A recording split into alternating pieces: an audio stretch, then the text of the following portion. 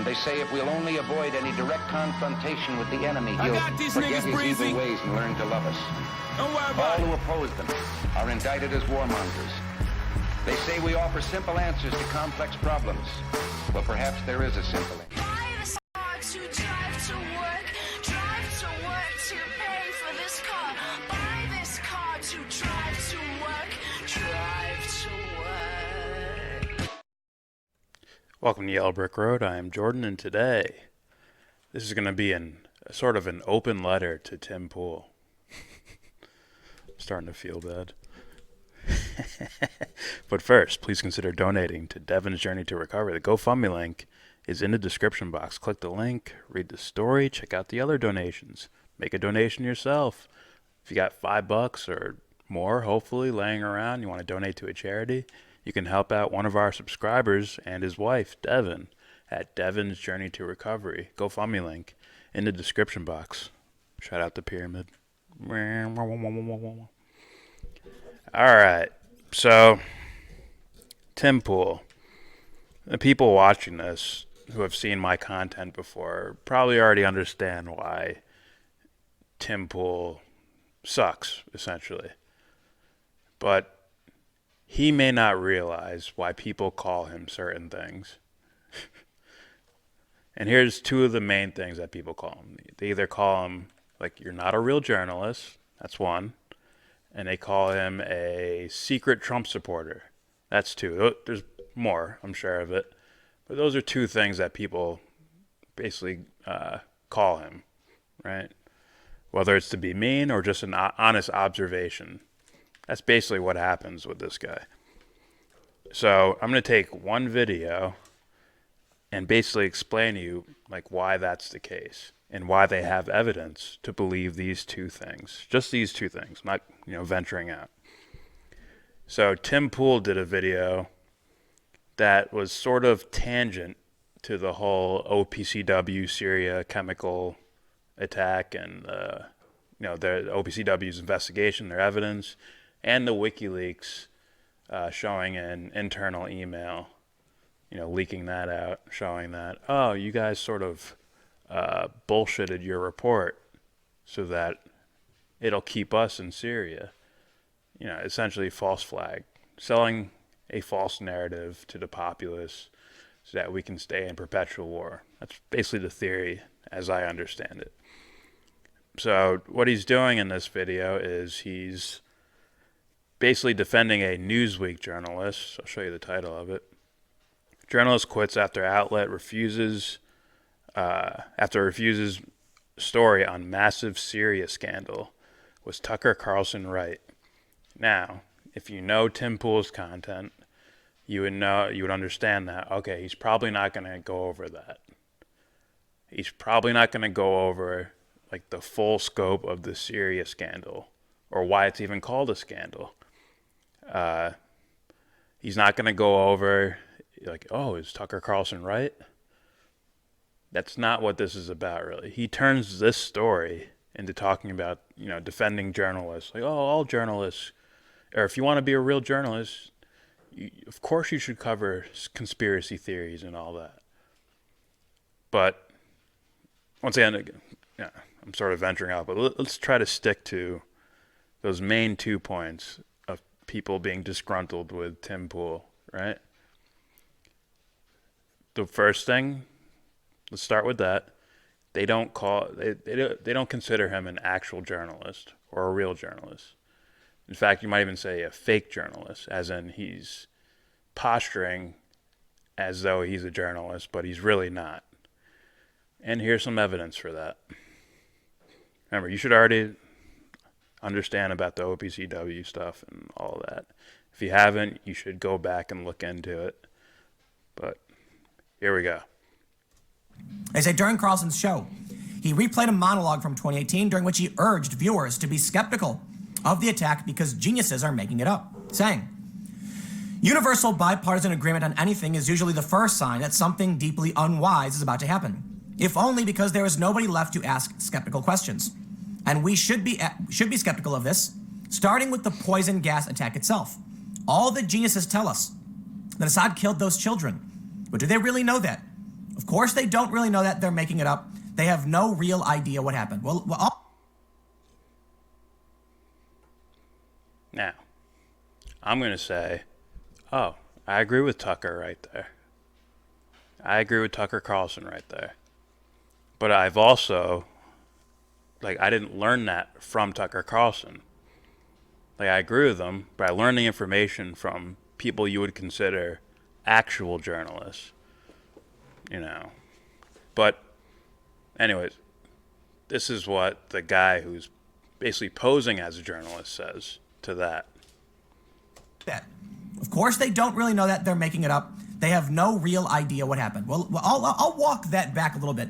I think Tucker is often a bit bombastic. In reality, we have investigators took a look and said, to the best of our ability, here's what we believe happened by recreating, some of the circumstances, by looking for chemicals and evidence and videos. As it turns out, there was a report about discrepancy.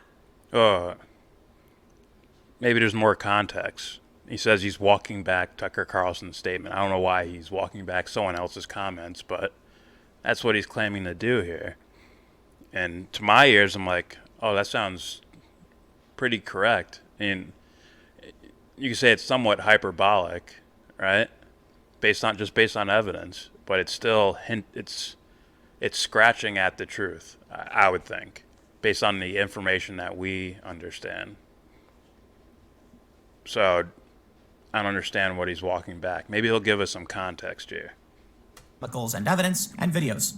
As it turns out, there was a report about discrepancies, and many people are now questioning the results of that investigation.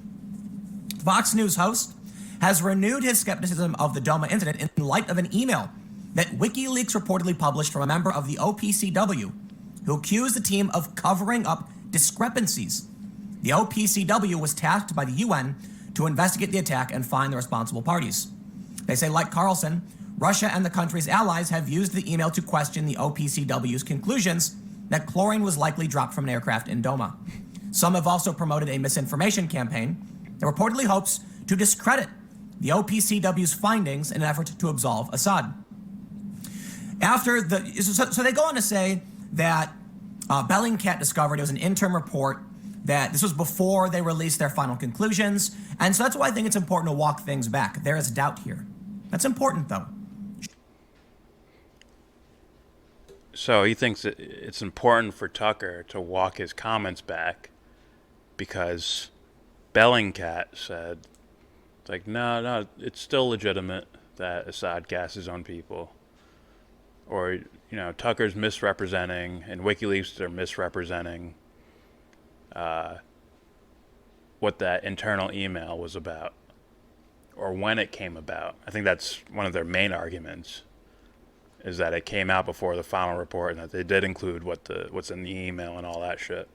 Once again, you have to study this shit first before watching this, so you'll understand what I'm talking about.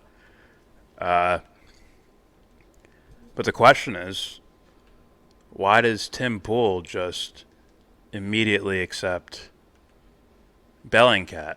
Does he have a reason for that? Are they like a trustworthy name to him?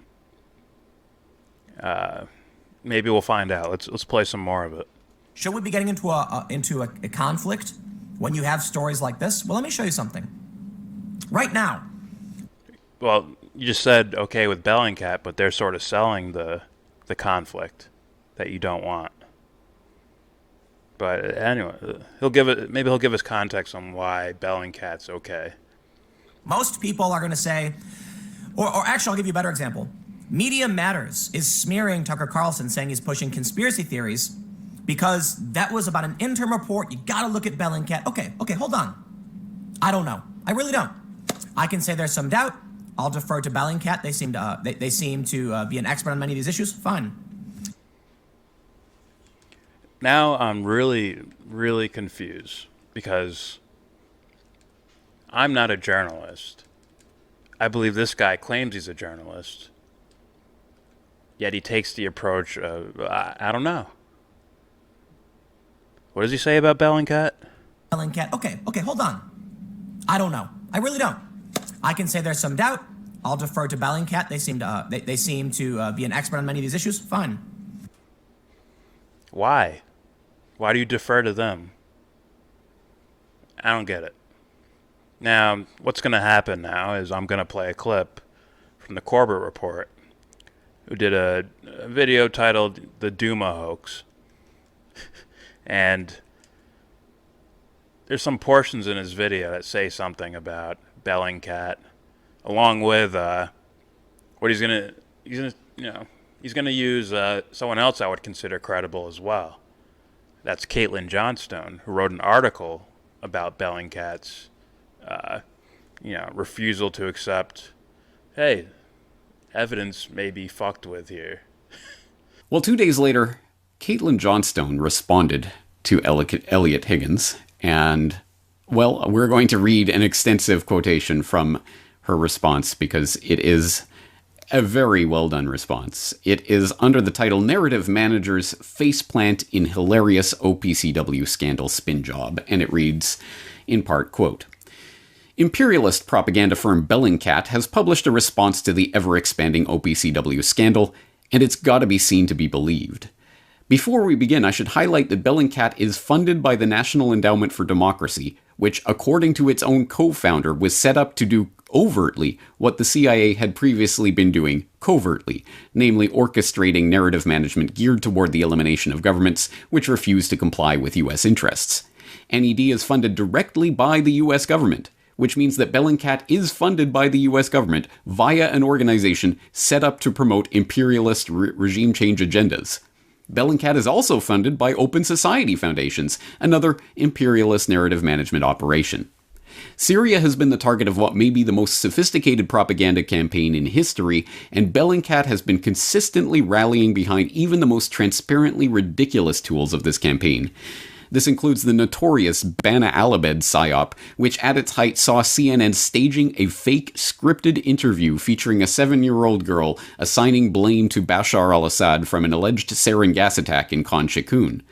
Bellingcat's stellar investigative work, which has been praised in fawning puff pieces by mainstream outlets like The Guardian and The New Yorker, concluded that this obvious propaganda construct was in fact nothing other than a little girl and her mother independently composing viral tweets, giving interviews, and authoring books about how the Syrian government must be toppled via Western interventionism. Bellingcat's latest phenomenal report on how you're supposed to think about important geopolitical disputes, titled Emails and Reading Comprehension, OPCW Douma Coverage Misses Critical Facts, addresses the leaked OPCW email, which was recently published by WikiLeaks and various other outlets, revealing that the OPCW omitted critical information from its Douma report, which indicated that a chemical weapons attack was unlikely to have occurred. I encourage you to go and check out Bellingcat's new masterpiece for yourself. Don't worry about giving them clicks. That's not where they get their money. The first thing you'll notice about Bellingcat's article is that at no point does it even attempt to address the actual inflammatory comments within it, such as the OPCW whistleblower's assertion that the samples tested where a chlorine gas attack is alleged to have occurred in April 2018 contained levels of chlorinated organic compounds which were so low that it would be unreasonable to claim with any confidence that a chlorine gas attack had occurred at all. The whistleblower writes in the leaked email to the OPCW cabinet chief that the levels were, in most cases, present only in parts per billion range, as low as 1 to 2 ppb, which is essentially trace quantities.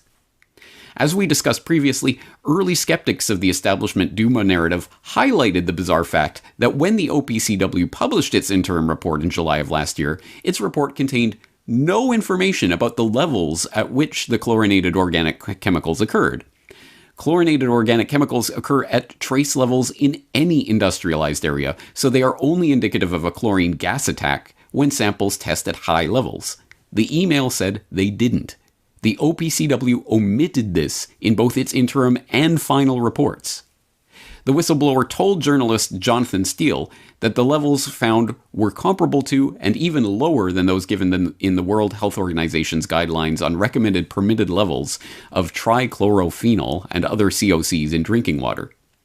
Had they been included, the public would have seen that the levels of COCs found were no higher than you would expect in any household environment, the whistleblower said.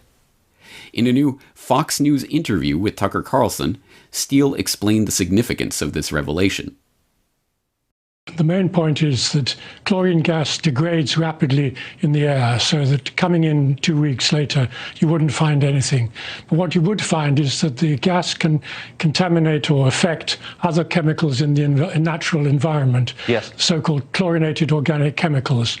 But the difficulty is that they exist anyway in the natural environment anyway, and in water and so on. And so the crucial thing is the levels. Were there higher levels of chlorinated organic chemicals found after the alleged gas attack than there would have been in the normal environment? Bellingcat simply ignores this absolutely central aspect of this email, as well as the whistleblower's point about the symptoms of victims not matching chlorine gas poisoning. In this case, the confidence in the identity of chlorine or any choking agent is drawn into question precisely because of the inconsistency with the report and observed symptoms, the whistleblower writes in the email. The inconsistency was not only noted by the FFM team, but strongly noted by 3 toxicologists with expertise in exposure to CW, chemical weapons agents. Bellingcat says nothing about these revelations in the email, and says nothing about the fact that the OPCW excluded them from both its interim report in July 2018 and its final report in March 2019, the latter of which actually asserted the exact opposite, saying there was reasonable grounds that the use of a toxic chemical as a weapon took place. This toxic chemical contained reactive chlorine. The toxic chemical was likely molecular chlorine. Bellingcat completely ignores all of these points, which are literally the only reason any of this is in the news at all, instead opting to make silly, pedantic arguments that the text of the email and the interim and final reports indicate that some of the whistleblower's concerns appear to have been partially addressed by OPCW leadership in its publications. To make this argument, Bellingcat highlights how some of the wording in the reports was changed to appear a bit less conclusive, such as changing likely to possible, and changing reactive chlorine-containing chemical to chemical containing reactive chlorine.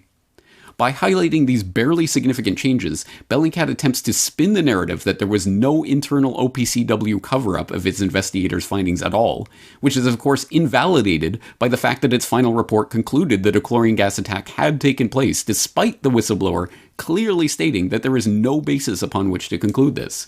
It's also obviously invalidated by the fact that not one, but 2 whistleblowers have come forward, meaning they plainly do not feel as though their concerns were met. Okay, so as you just, seen, basically a debunking of, not only a debunking of the bullshit OPCW report, but also a debunking of the people that are saying that it's credible, right? It's essentially debunking Bellingcat. Now, Tim told us that Media Matters is out to get Tucker Carlson by calling him a conspiracy theorist, but then in the next couple sentences he tells you to trust Bellingcat because it's their thing, it's what they do. Yet somehow, but these things are connected to each other. Media Matters and Bellingcat are right there connected to each other. Of course, with all the funding and whatnot. And it's like, Tim, you were on Jimmy Dore's show, right? You were on his show. Now, that doesn't mean you need to be watching all his episodes and shit like that, all his videos. But it's like, have you ever checked out one video of Jimmy Dore? How he questions things? I mean, did you know Bellingcat is going after Jimmy Dore? Do you know that?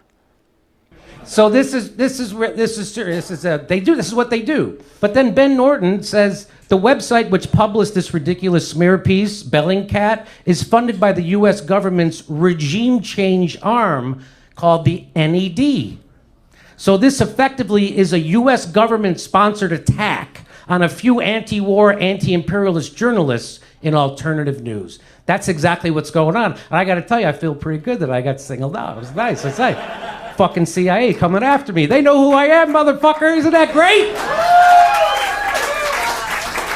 All you got to do is tell a little truth, and they got to come out and do that. The guy who runs the website, his name is Elliot Higgins, and he was asked, who funds you? He says NED. He says it. He knows that we can find out, so he admits it. And the guy underneath says, well, thanks for clarifying that you are funded by the governments of the US, UK, and George Soros. Therefore, your findings will always be called into question. So that's fun. Oh, so here it is. There's the guy asking him, who are you funded by? And he gives it a different order. But there it is. Those are all, okay. And by the way, if you want to know, people are onto them. The Bellingcat Research Collective, war propaganda masquerading as citizen journalism. And here's the guy who runs it. That's the Elliot Ward Higgins. It says down here, it says his occupation, blogger, weapons analyst. Weapons, you know how he's a weapons analyst? He wrote it down. He just said it. Guess what? I'm a nuclear weapons analyst. Wow. You know how I know? I said it. And at the bottom it says analysts on the Syrian. He's known for analysis on the Syrian civil war and the downing of MH17. Okay, you ready? That's his specialty. By 2015, Higgins' propaganda operation had become so discredited that the German news magazine Der Spiegel was forced to apologize for its uncritical recycling of Bellingcat allegations that the Russian Defense Ministry manipulated satellite images data to support its position on the MH17. According to Jen Kreist, an expert in digital image forensics, Bellingcat's technique of error correction analysis, what the fuck, was subjective and not based on science. This is why there's not a... So there you go. I bet you he was sorry. Right? Jimmy Dore takes pride in calling himself a jack-off comedian because he's like, I'm doing all the shit that the journalists won't do. And in your case, he would be right, wouldn't he? Did you do any research on the OPCW report? About the original findings of it? How about the whistleblowers? How about the leaked email? How about the Bellingcat counterpoint to the email? How about the counterpoint to Bellingcat? And on it goes. That would sound more journalistic to me, as opposed to, you know, what this guy seems to do, which is change his mind based on the article he's reading. It literally looks like his opinion shifts as he's reading the article. Whatever the article says, he just goes with that, and it seems to just line up with his opinion. But if he switches to another article, he starts lining up with that opinion, even if they might counteract each other. So essentially, he's just reading other news headlines for you. He's just reading articles to you. He's like a neutral character where there's no opinion here, really. At least not in this video. Essentially says the biggest story in this entire thing is about oh shit, did they lie us into bombing Syria? That's the major story here, but that's not his major story. Not really. Alright, so this is why people don't take you credible as a journalist. This is why people refuse to call you a journalist. This is why people call you a fake journalist. Now let's go over why they call you a Trump supporter. So, alright, point number 2. Why do people call Tim Pool a Trump supporter, or a secret Trump supporter, or what's the word? Not fake. It's grifter. There we go. A grifter using the whole Trump bandwagon thing. I think Nico House said that to me once. That's what he said. These guys, Trump bandwagon hoppers who made careers off of the Trump era. So what I'm going to do now is I'm going to play every time Tim Pool mentions Trump in this story, and then I'll speak about why it's important. So why is it that when you have a story about Devon Nunes, they will go hearsay, hearsay, hearsay, and the impeachment trial of Donald Trump, hearsay all the way home? Haddad's resignation marked what appeared to be the second controversial departure from Newsweek in recent weeks. The outlet previously caught the president's criticism when it published an inaccurate story about his Thanksgiving plans. Newsweek fired the writer, Jessica Kwong, behind that story. While the details are unclear, Kwong pushed back on the perception that the story was entirely her fault. It was her fault. So I'll give you some context here. She was important information in media corruption. So let me just preface this. There's something people do called pre-writing, where they have an idea of something that's going to happen. Say, Trump, Thanksgiving. They write the story before it happens, assuming the likelihood that they're correct will be, high. She was tasked with writing a story about Donald Trump on Thanksgiving and wrote it the day before. How do you write news about something that didn't happen yet? Well, she wrote he's going to be golfing and tweeting and did the stupid, same old smear against the president. And it's not the worst smear in the world. But then it turned out Trump was in Afghanistan, making her story completely false. So she ended up getting fired for that. She blamed on the editor. No, it's your fault. The editor shouldn't have published a pre-write, but he did. So, there you go. Actually, I don't even know if the editor published the pre-write. The editor may have just received the email at 11 a.m. and said, cool, publish, not knowing what was going on. The writer should have been fired. And a lot of journalists have tried being like, it's the editor's fault. No. Journalism today is broken and corrupt. And let me read a little bit more here. They say, actually, no, I'm sorry. It just goes on to talk about Jessica Kwong. Let's see who this guy, Tarek Haddad is. I'm probably pronouncing his name wrong, but he is on Twitter, 4,000 followers from the UK, journalist for Newsweek. Let's pull up his page. And he's got a bunch of articles. Doesn't seem to be anything out of the ordinary, but he just resigned because Newsweek is refusing to allow him to publish legitimate information. This is how it works. Look at Amy Robach. Amy Robach, Project Veritas, they exposed that they shut down the Epstein story. Where is it?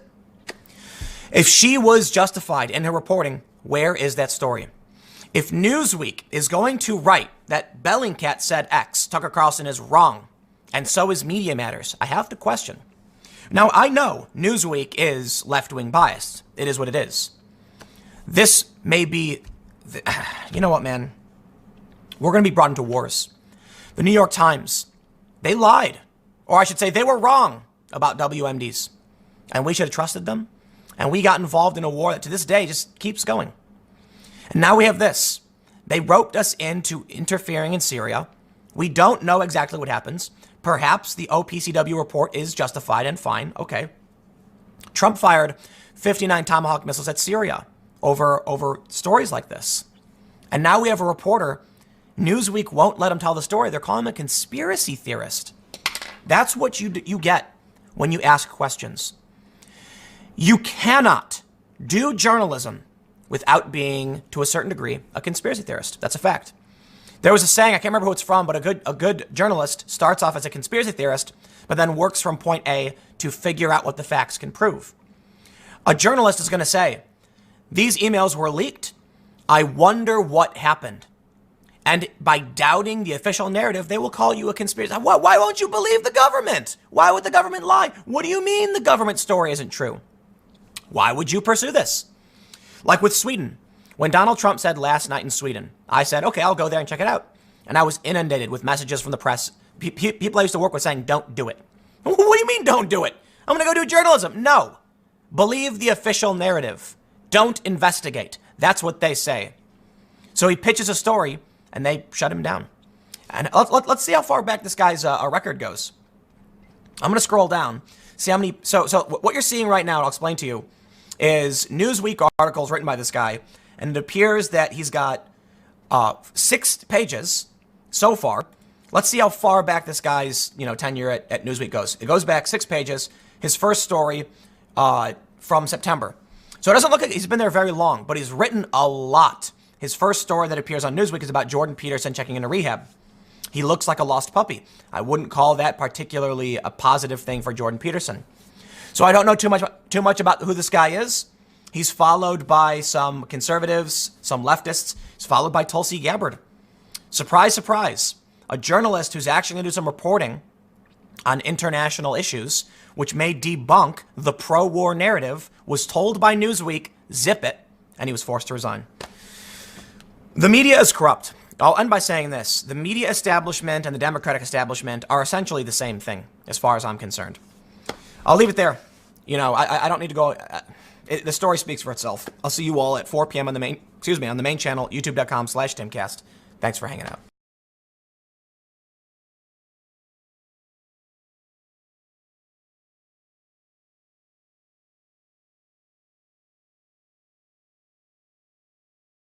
Okay, so he's mentioned Trump several times, and this portion is probably the most interesting and important time he brings Trump up. You know what, man? We're going to be brought into wars. The New York Times, they lied. Or I should say they were wrong about WMDs. No, you had it right the first time. And we should have trusted them. And we got involved in a war that to this day just keeps going. And now we have this. They roped us into interfering in Syria. We don't know exactly what happens. Perhaps the OPCW report is justified and fine. Okay. Trump fired 59 Tomahawk missiles at Syria over stories like this. And that's it right there. Trump fired 59 Tomahawk missiles over stories like this. Now, what does he mean by that? Was Trump reading the newspapers and said, okay, now I'll bomb them? Was that it? Was Trump, maybe Trump didn't trust the State Department because he's anti-establishment. So he looked to the noble journalist to tell him, even though he calls them fake news and all that shit. Maybe that's what happened and Trump ended up bombing them. Maybe Trump didn't pay any attention to them and he just went with the State Department. I would say that's my best guess. That he listened to his masters and he did what they told him to do. On April 8th, so less than 24 hours before these reports started to trickle out, Trump took to Twitter to denounce Animal Assad for this atrocity and promised that there will be a big price for Putin, Russia, and Iran to pay for supporting Assad. On April 13th, the White House issued a press release claiming that the attack was carried out by Syrian forces and that the information points to the use of the nerve agent sarin. And on April 14th, after a flurry of diplomatic activity, the US, French, and Britain launched a coordinated strike on Syrian targets. My fellow Americans, a short time ago, I ordered the United States Armed Forces to launch precision strikes on targets associated with the chemical weapons capabilities of Syrian dictator Bashar al-Assad. The powerful missile attack on 3 targeted sites involved 105 weapons, 66 Raytheon Tomahawks, that's the U.S. military's go-to, launched from 3 warships and a Virginia-class submarine.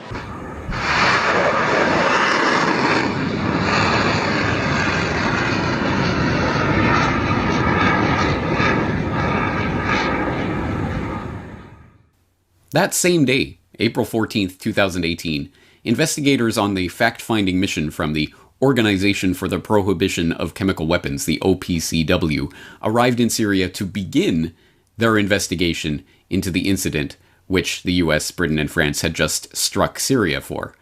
And on April 17th, Robert Fisk reports from Douma on a local doctor who believes that the victims died of suffocation, not a chemical weapons attack. This is why people will call you a secret Trump supporter. It's because you find some way to not blame this guy, right? The whole OPCW, why is that story important, Tim? Why is that story important? It's because Trump shot 59 Tomahawk missiles into Syria over it. In fact, he did it the year prior as well. Also, less than 24 hours after the incident, he was already calling Assad an animal who gasses his own people and all that bullshit. So my two big points that I brought up in this video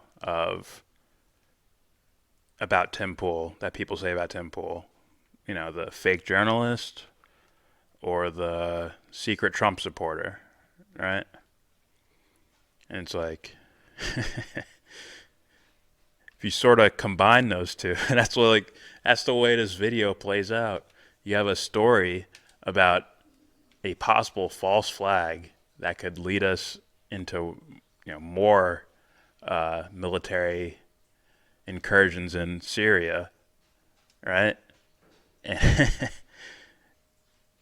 And you don't go over that part of the story, which then gets Trump off the hook because he's president as this is happening, right?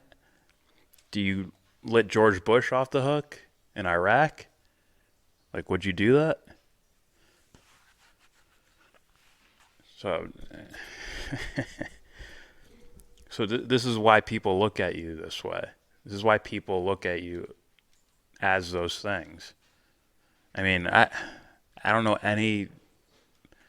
I'd have to go looking for it, but when have you really critiqued Trump? This is a major thing to critique him about. This was Alex Jones screaming at the top of his lungs, fuck Trump, for bombing Syria. Because he knew this is like a Clinton move. Everybody wants me to come out against Trump, and it's all been made up stuff so far. But this attack on Syria, unless I see satellite photos, unless I see witnesses, unless I see proof that Assad in Syria launched this chemical attack, when the rebels have been caught 3 times doing it, I am major league, not off the Trump train, I'm not on the Democrat train, but I am pissed, man. Donald Trump shit his f***ing pants at the f***ing moment of truth and shit all over everybody. That's my first approximation. I'm not in a f***ing cult for Donald Trump. F*** him. F*** his family. F*** all these people. All right, see, I shouldn't even be live right now. When are we going on fucking satellite? God damn it, man. What the f***? Is there nobody here in this goddamn world? See, now I'm pissed right now. Syria fought Al-Qaeda, they fought ISIS, they fought it all.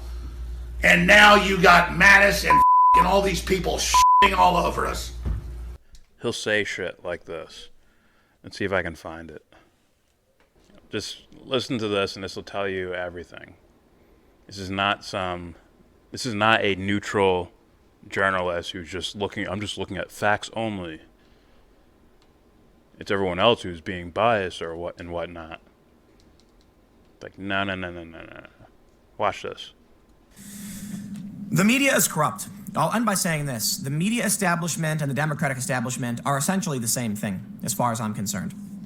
I'll leave it there. You know, I don't need to go. The story speaks for itself. I'll see you all at 4 p.m.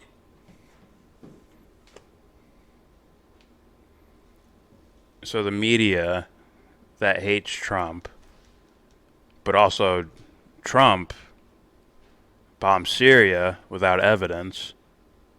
And it's like,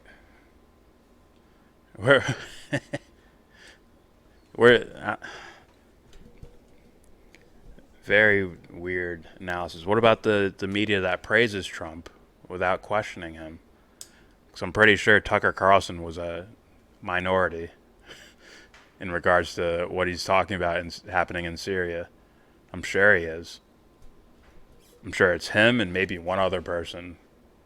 Not just at Fox News, but like in all the major networks. Him and some other person from somewhere else.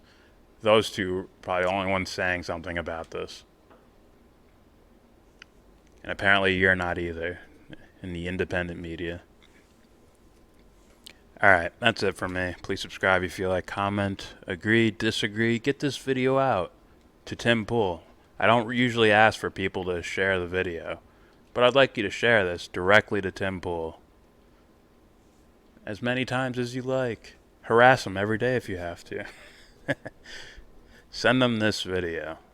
I would appreciate that. Don't forget to donate. Devon's Journey to Recovery. GoFundMe link in the description box. And with all that said, give this video a thumbs down. Say you wanna get in.